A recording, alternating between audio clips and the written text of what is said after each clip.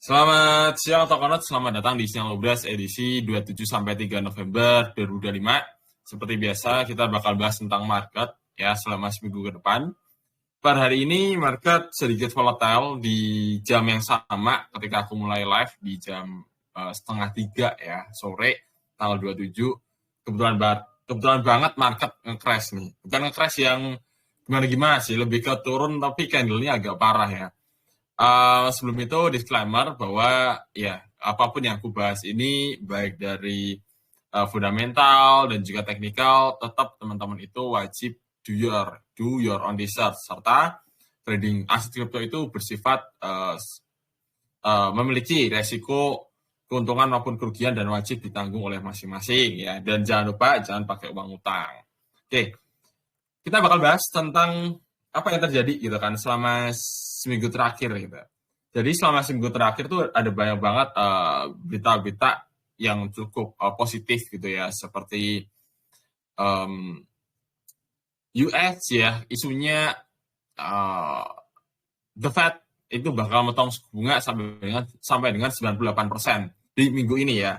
Berarti otomatis di minggu ini akan sangat-sangat volatile. Tapi balik lagi bahwa US itu kan masih shutdown ya, artinya bisa aja berita atau pengumuman tentang the Fed memotong suku bunga ini bisa aja di-delay gitu, diubah ke tanggal lainnya, sehingga market berpotensi mengalami choppy. Artinya ya orang kan ekspektasinya ini bullish kan harusnya kan besok the Fed.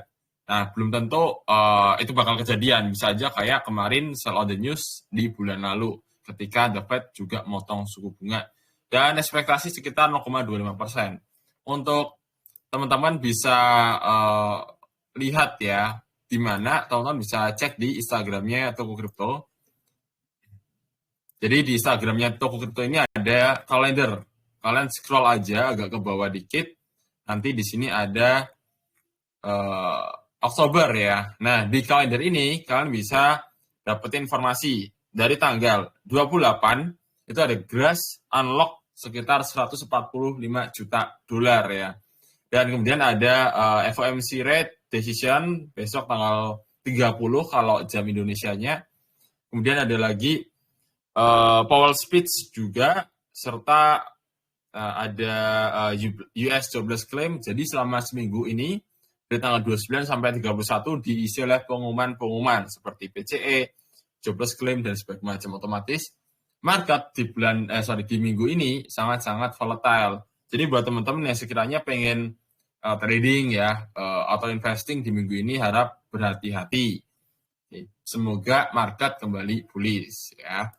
Dan untuk melihat dari seminggu terakhir kira-kira pergerakannya itu seperti apa. Kalau di hari ini kan rata-rata hijau nih ya, rata-rata dalam kondisi yang ya terapresiasi lah. Kemudian kalau weekly-nya itu ada yang hijau, ada yang merah. Artinya memang ya ada yang naik signifikan, ada yang juga turun. Kemudian yang paling parah itu ada KDA ini atau Kadena. Jadi buat teman-teman yang mungkin sebelumnya holder KDA dan bingung nih apa yang terjadi dengan KDA. Jadi Kadena itu proyeknya sudah tidak berjalan dan sudah tidak diurus lagi oleh developernya. Dan developer memberikan kepasrahan. Artinya proyek ini akan dilanjutkan oleh community. Simpelnya kayak kejadian Neiro itu Neiro NTH ya. Dia kan jadi meme coin yang gede tuh. Tapi bukan berarti Kadena akan pasti berpotensi naik signifikan kayak Neiro, enggak ya. Tapi simpelnya itu proyeknya itu kalau di Neiro tuh kalau nggak salah. Disclaimer, balik lagi teman-teman perlu verify. Yaitu developernya udah lepas artinya sudah tidak ngurusin proyeknya, terus sempat dirakpul juga kalau nggak salah, terus kemudian di tag back sama community, dan ya udah akhirnya bisa jadi seperti sekarang.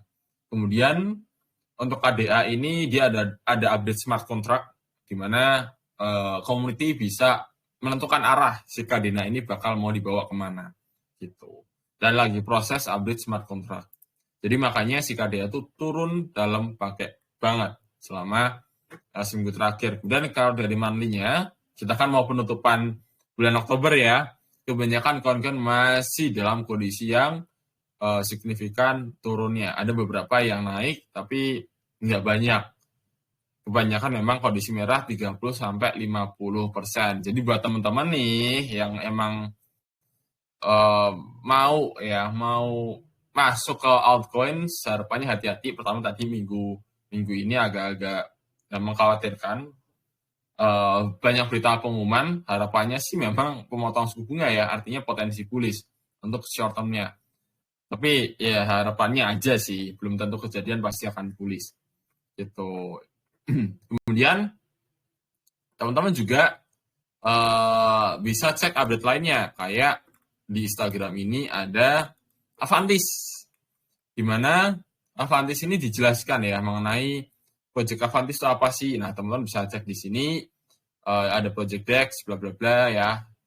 Simpelnya kayak perpetual DEX untuk real asset. Jadi teman-teman bisa trading saham, bisa trading komoditas, pokoknya RWA lah ya, sampai indeks gitu. Jadi didukung sama Coinbase dan Pantera Capital, jaringannya Base Network gitu. Kemudian total volume-nya ya lumayan lah, 39 billion dolar gitu. Terus ada juga kayak Zero G yang project buat AI ya.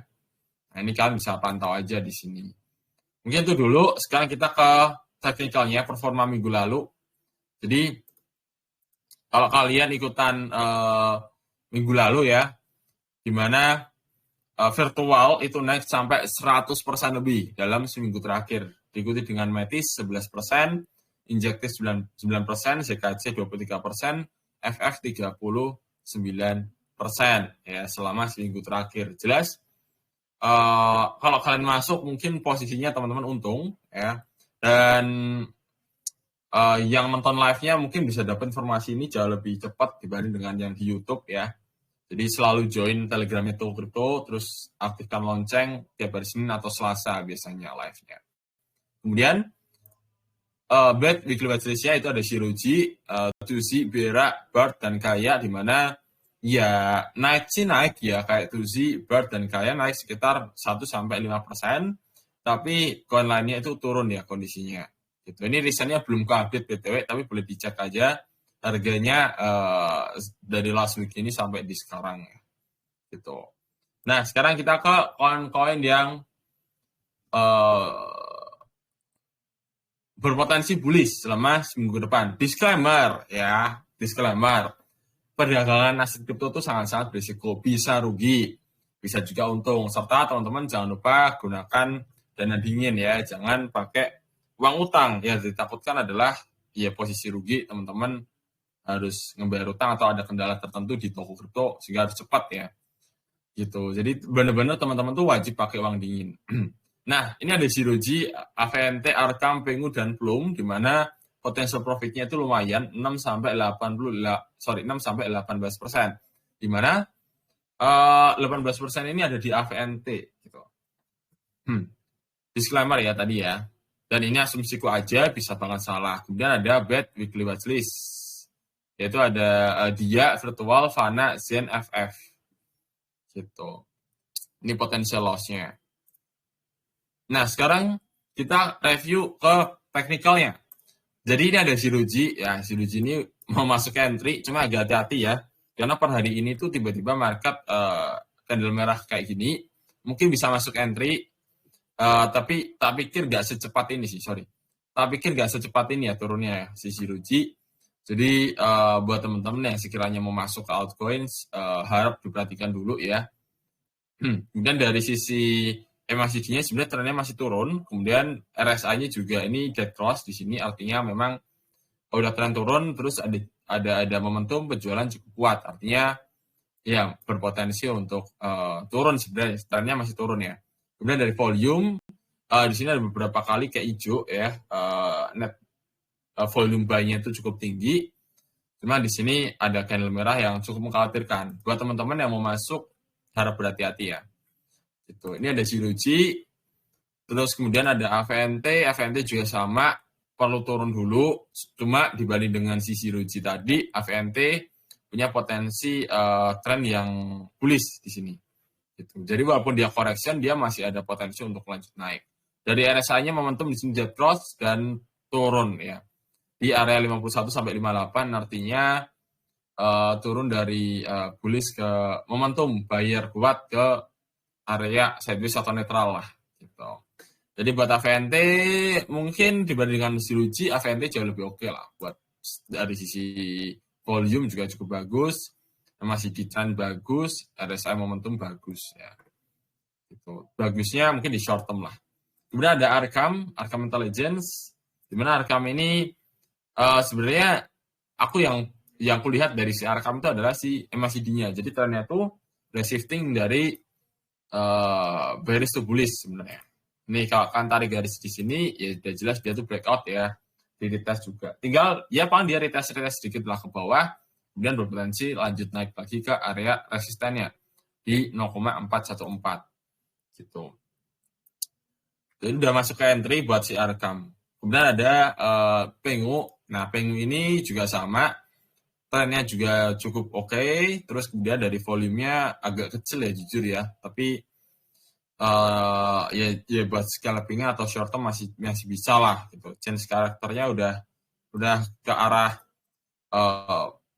bullish sih sebenarnya sih. Cuma tetap ada potensi dia tuh turun untuk retest gitu ya, retest supportnya. Kemudian di sini dari momentumnya 54 sampai 60 artinya buyer kuat dan ya bisa dikatakan bahwa Pengu ini secara short term masih dalam kondisi yang cukup bullish.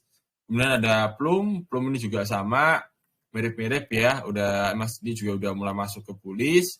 Kemudian dari RSI-nya momentum 52 sampai 59 artinya buyer cukup kuat ya, masih melonjak naik, buyer masih terus-terusan akumulasi sih si Plum gitu. Potensi naik sekitar 7%. Kemudian yang trend bearish itu ada dia. Ya, dia ini alasannya karena di sini overbought sih. Alasan utama aku ya kenapa si dia itu berpotensi turun, overbought. Kemudian dari MACD-nya juga sama di sini. Volumenya ada signifikan tingginya. Ini mungkin ada fase distribusi untuk si dia. Kemudian ada virtual juga sama, udah OTW setengah bahkan potensi turunnya paling sampai ke 1,4 estimasi, atau kalau bisa dapat dari gajah lebih oke lagi di 1,17 sih. Gitu. RSI udah jelas di sini udah closing down dari overbought ke cenderung ya menetralkan indikator ke area tengah ya sideways. Kemudian dari MACD nih masih merangkak naik trennya, cuma volumenya udah mulai melemah di sini. Volumenya udah mulai melemah. Jadi naiknya udah nggak sekuat sebelumnya. Jadi harap berhati-hati fase distribusi. Kemudian ada lagi Fana ini juga sama sih. Alasan utamanya di sini RSI, walaupun dia tuh bisa naik kembali karena ada bullish engulfing atau bullish marubozu lah di sini.